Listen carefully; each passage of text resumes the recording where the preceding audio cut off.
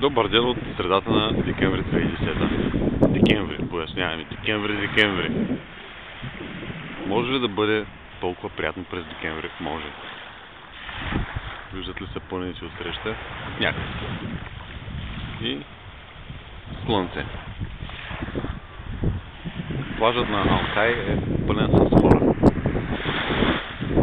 Но това казваме пълен. Все пак е зима. Кларусите ме дебнат. Защо? Защото ядеме какво? Ядеме мура. Да не става хубаво на душата. Прекрасно. Просто е прекрасно. И разходката продължава. Дишаме дълбоко и се радваме на чистия въздух. И това е. Айде, чао!